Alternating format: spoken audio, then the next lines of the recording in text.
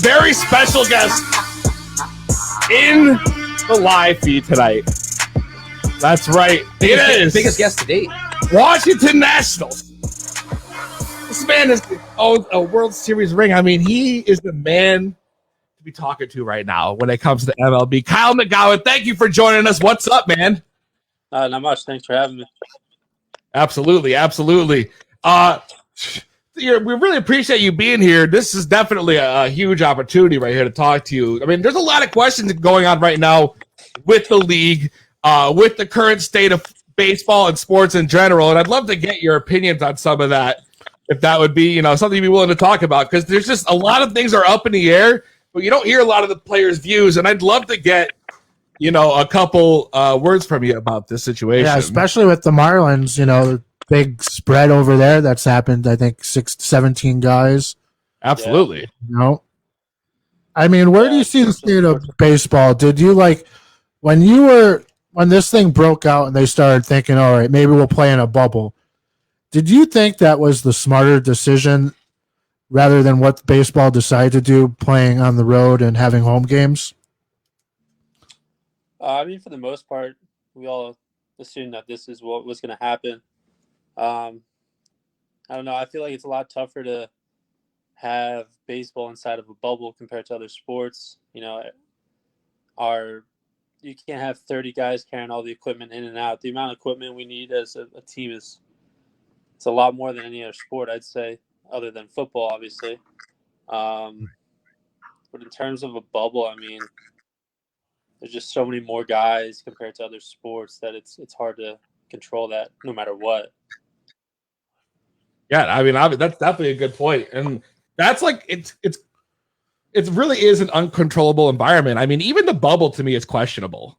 It's just as risky, if not risky. That's what I mean. It's like it's wild out there. So, Kyle, just before we go further with this topic, I got a few things. Your career has been wild. You started off in like a small high school. What'd you have? I heard there was like a little over 20 people in your class at that point, and you were playing baseball at that point? Oh, I had 60-something in my grade. It was the highest ever at that time. Oh, yeah, I was missing small town. Though. Small Still town, yeah, very small town. I mean, we had like at least a couple hundred in ours. So, coming from a small town, you then went to, if I correct this right, this is Georgia, right? Savannah State, Savannah right? State in Georgia, yeah. Which was at the time, if I'm correct, a predominantly like African American college. Yeah, it still is. It's an HBCU. Right. So how did you manage to stand out in that environment playing baseball? Oh, like the old saying goes, if you're doing your job and performing, they'll find you. So I happened to be in the right place, the right time. One game, a couple guys saw me, and then my name got out there, and I just kept progressing, and my name got out there more. Summer ball was huge for me, and yeah. That's awesome, man. That's so awesome. So you won a few awards, and then you get drafted at the time by the Angels, correct? Yep. And then you played for a little bit, and then you got traded to Washington at that point with a big trade down with the Angels. So then now you're playing the minor leagues, and then all of a sudden, 2019, they call your name. You get the call. It's time to come up. We need you to play up in the MLB. And what was that feeling like when you got the call to start going on and playing for from the minors to the majors? Well, 2019 was my best year I've ever had, in my career. So going into the last game, I had an idea that there's an opportunity for me to go up, but obviously you never want to, put your mind to it and set it in stone, because then, that's when the bad stuff happens. So the last game of the year in AAA, I was actually pitching. I had I think a one-hitter through the fifth inning, and they took me out at 50 pitches, and I was pissed. And my teammate came up to me and was like, "Dude, you're gonna go to the show now." I'm like, "Yeah, we'll see about it." So, the game finished. Everyone went inside, started packing up, and our skipper went into his office and was just sitting there by himself. So we all started packing up to head home. I was upstate New York, so it was only a couple-hour drive for me to home. And then he called me in and told me I was going to the show. So that was that. That's amazing, man. Called my parents and messed around with them about it. That's amazing. In the middle of throwing a gem of a baseball game, Literally a they one pulled you hitter. out. That's why they pulled them out, because they got the call mid-game. That's right. That's fucking insane, man. That is So awesome. when you moved up to the majors, you kind of filled more of a relief pitcher role, from what I was seeing. Now, Yeah. do you have a preference, like as being a starting pitcher or a relief pitcher? Well, my whole career, I've been a starter, college, high school, professional baseball, up until 2019 when I debuted. It was a learning adjustment. Last year, they used me a lot more as a reliever again. That was the only time I've ever been a reliever is literally in the big leagues. So it's a different animal. It took some time to get used to, but this year they told me I was going to be a reliever all year. So I'm just, trying Mentally to learn and preparing adjust yourself. and Yeah. treat every day like it's a day out of the bullpen. Nice. So has there ever been, like last year, you're pitching in the major leagues, a moment where it was you were just sitting on the mound like, shit, I'm here, I'm in the big leagues, or like a guy you face where really it sunk in that you made it to the show? I don't know. It's still weird, honestly. I think facing some big names in spring training helped with that aspect because I was able to face some of these big names. So it wasn't as like, oh my God, that's, let's just say Mike Trout. That's Mike Trout. Oh my God. Whereas like, I've seen him now. It's like, all right, it's just another guy. But no, it hasn't really sunk in. Even when I debuted, I was just so amped up that I didn't even pay attention to that part. Dude, I can't imagine. I mean, the feeling of stepping on the mound for the first time. Yeah, you made it walking to into the show, stadium and being like, "This is it." Like that's just. I think insane. walking into the stadium was the weirdest part. Just to see, like, all right, how am I going to be accepted? Like, what's it going to be like? But once you're on the mound, it's still baseball. So at the same time, it's like I've ran that moment through my head so many times throughout my life that I kind of prepared myself for it. Yeah, that makes sense. I also heard that are you a diehard Yankees fan? Growing up, yeah. Yeah? Growing up, yeah. Frank Knox is a huge Yankees fan. See? Oh, yeah. I thought that's what I heard. I wanted to confirm. Well, he's from Long Island, I know, New York, exactly. so, Exactly. So the Yankees are the Mets. It's an easy choice. It's the only choice. I mean, that's it. I also heard you were a huge sneakerhead also. Yeah, very. Not as much as I used to be, but I've calmed down a little, but I still collect them. I heard once you're in that game, like it's hard to get out. Yeah, my father got me addicted when I was, born pretty much. So. Really? Oh yeah, my he schools me on shoes. Come on. That's awesome. Oh, he's got about triple what I have, and I got over 100-something pairs. Oh wow. What would be your favorite pair? My favorite pair?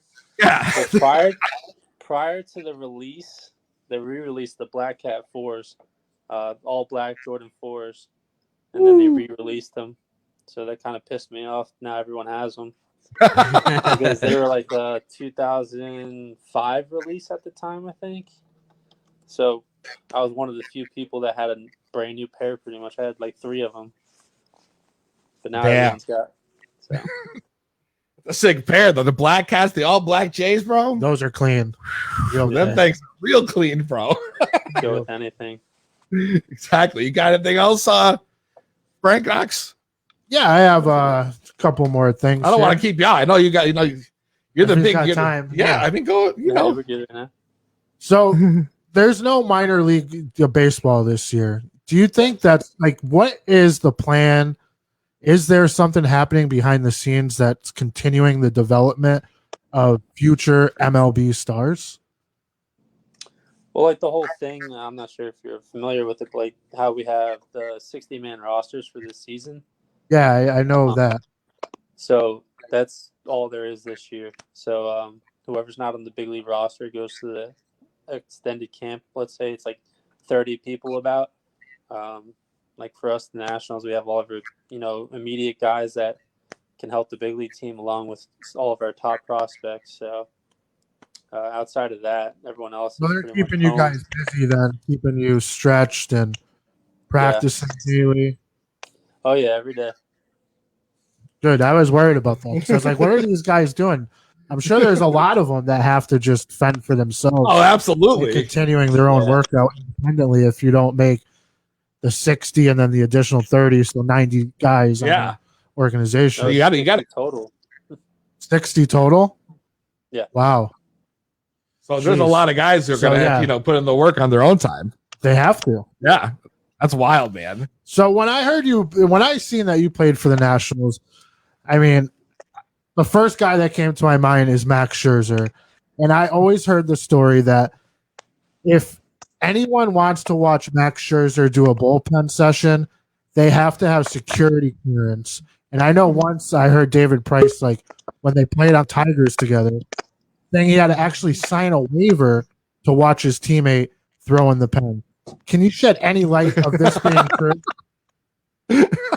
That is true. I still have yet to been given clearance. Wow, that's my rookie year. I asked him one day. I was like, "Hey," because I was a starter at the time. Obviously it's Max Scherzer. You want to learn as much as you can. Yeah. I was like, "Hey, Max, you mind if I?" Well, I had asked other people first about it. They're like, "I would ask Max." So all right. I go to Max, like, "Hey, Max, you mind if I can, watch a bullpen?" He looks at me in the face. He goes, "I don't know if you're ready for that," and walks away. Wow. Yeah, damn, that's wild. He's an artist. He's an artist. One of the greatest. The guy gets better with. I mean, it's an incredible pitcher. Very intriguing bullpen. I've seen it, bits and pieces, and it's out there, but it works. So. Yeah, I mean, he's doing something right. That's right, absolutely. Scott, awesome. You got anything? Well, I just want to ask: have you got a chance to celebrate with your ring at all? Yeah, I have it here. But like with COVID going on, and everything, have you been able to do a champagne shower with teammates or anything like that? We did last year when we won, but that was pretty much it. Otherwise, we haven't done anything. I wasn't even allowed to be near anybody, really. Damn, bro. So what's your goals for the rest of the season? I mean, get that call up. Yeah, get back out there and win another ring. Yeah, damn right. Exactly. Exactly. The Yankees have anything to say. Oh, God, here we go. No. Here we go. Listen, this guy's got the gold to prove it. God damn it. He's ready. He does. He's ready. Kyle. I got one more, though. You got another one? Yeah. So I got to ask, did the Astros cheat? What? Yeah, you guys played them last year. Did they cheat? I wasn't there, so I couldn't inform you on that. No. Based off what MLB said, then yeah, but I can't give you my own personal opinion. Gotcha. Okay. Damn. Oh, wow. Well, thank you, Kyle, for joining us. It was a great opportunity to talk with you, man. We wish you the best of luck in the season and hope you get that call up, bro. Thanks for having me. Yeah, man. Absolutely. Appreciate you, man. Keep grinding.